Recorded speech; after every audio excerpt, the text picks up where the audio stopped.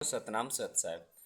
शराब पूर्णतः बंद होनी चाहिए क्योंकि शराब के द्वारा व्यक्तियों की मानसिकता आध्यात्मिकता के विपरीत हो जाती है, अर्थात बदल जाती है।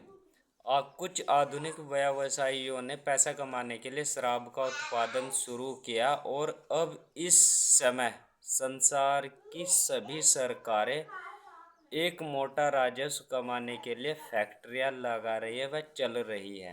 यानी शराब का उत्पादन इतना बढ़ गया है, बहुत लार्ज स्केल पर शराब का उत्पादन किया जा रहा है और बाजार में उतारा जा रहा है। और बाजार में उतरने का मतलब है कि समाज के व्यक्ति उसको पी रहे हैं। और ये ऐसा नहीं कि कोई एक ही समाज के व्यक्ति पी रहा है, लगभग लगभग सभी समाजों के व्यक्ति इसको सेवन कर रहे हैं, जिससे सरकारों की मोटी कमाई होती है। यह प्रभाव कलयुग का है। शराब पी पी करके मन में दूषित विचार उत्पन्न होते हैं, काम क्रोध मद में चूर व्यक्ति हो जाता है। जो व्यक्ति शराबी होगा वह निश्चित रूप से कामी भी होगा और शराबी व्यक्ति अपने आप को सर्वश्रेष्ठ समझता है। यानी शराबी व्यक्ति की मानसिकता हो जाती है दूसरे व्यक्तियों को तुच्छ समझना, वह अपने आप को सर्वश्रेष्ठ और सबसे बुद्धिमान समझता है।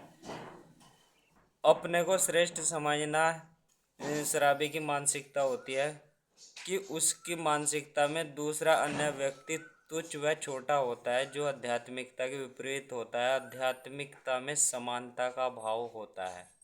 किसी भी धर्म का आप ले लीजिए, यदि व्यक्ति अपने धर्म के अनुसार सही अर्थों में धर्म की गहराई तक पहुंचता है तो वहां पर समानता उत्पन्न हो जाती है। इस कारण से समाज में ऐसे शराबी व्यक्ति दूसरे व्यक्तियों को सताने या दबाने या उन पर आक्रमण करने व उन अन्य व्यक्तियों पर राज करने की सोचते हैं। इसलिए समाज में हथियारों की आवश्यकता पड़ती है। यानी ऐसे व्यक्तियों से बचने के लिए समाज का अन्य व्यक्ति हथियार खरीदता है, वह हथियारों की आवश्यकता और उत्पादन बढ़ता है।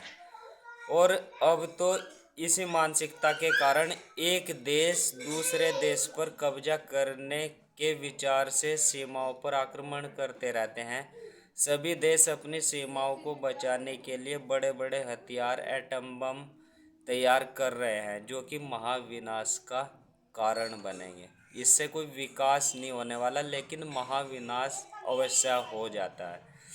यह खरीद रहे हैं जिसमें प्रक्रिया में घोटाले, यानी जो हथियारों की खरीद व फरोख्त में कुछ व्यक्ति जो इन्वॉल्व होते हैं वह घोटाले भी करते हैं। घोटालों के साथ साथ सरकार के राजस्व का एक बड़ा हिस्सा, यानी जो सरकार के पास जो धन इकट्ठा हुआ है कर के द्वारा, तो उसका एक बड़ा हिस्सा सरकारें किस ओर लगा रही है? हथियारों को खरीदने में, एटम बम बनाने में। तो इस एक बड़ा हिस्सा हथियार बनाने व खरीदने पर खर्च हो जाता है, जो शराब की बिक्री करके सरकारें कमाती है। यानी इस हिस्से को वह कहाँ से कमाती है?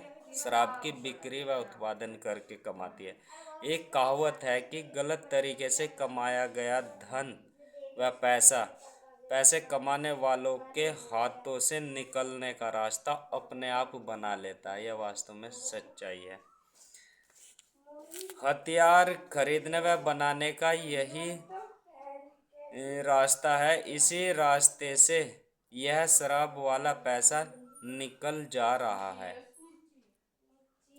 यानी जो हम शराब बना करके ऐसा पैसा कमाई कर रहे हैं, राजस्व इकट्ठा कर रहे हैं, तो उस राजस्व को हम हथियार खरीदने में लगा रहे हैं। यानी सरकार के पास समाज के जो व्यक्ति हैं उनका विकास करने के लिए पैसा नहीं है, लेकिन ये हथियारों को खरीदने में वह मजबूरी है। हथियारों को खरीदने में उस राजस्व को लगाते हैं।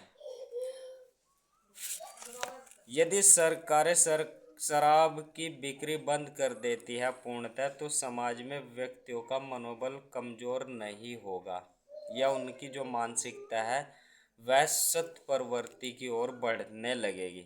और समाज में समानता आएगी, एकता बनेगी। दोस्तों, एकता आक्रमण वाली स्थिति में भी बनती है, यानी जब कोई दूसरा व्यक्ति आक्रमण करता है तो समाज के दूसरे व्यक्ति एक होकर के उससे लड़ने की कोशिश करते हैं। तो यह एकता इस समय भी बनती है, लेकिन यह एकता कुछ समय के लिए होती है और ऐसी मानसिकता वाली एकता फिर कालांतर में अपने ही समाज के लोगों को दो गुटों में बांट दिया है, फिर यह परिवार को तोड़ती है। तो ऐसी आक्रमण वाली स्थिति की एकता सही नहीं है। सही तरीके और सही अर्थों में आध्यात्मिक रूप से एक हुआ व्यक्ति सही होता है, वह समाज में यानी विभिन्न विकास उस एकता से होता है, वहाँ विघटन नहीं होता। तो एकता वह होती है जिसमें दूसरे व्यक्तियों की स्वतंत्रता का ध्यान व विकास का ध्यान रखा जाता है, और यह केवल और केवल आध्यात्मिक रूप से जुड़े हुए समाज में पाई जाती है।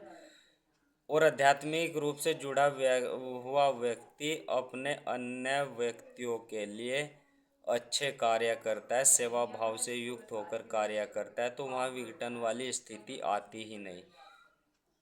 जो व्यक्ति आध्यात्मिक रूप से जुड़ते हैं तो उनकी मानसिकता वसुदैव कुटुंबकम वाली होती है। शिव कण कण में, ईश्वर कण कण में है, ऐसी स्थिति वहाँ होती है। अल्लाह सर्वाधार है, ऐसी स्थिति होती है। प्रेम ही प्रेम से भी जीवों के प्रति फूट जाता है।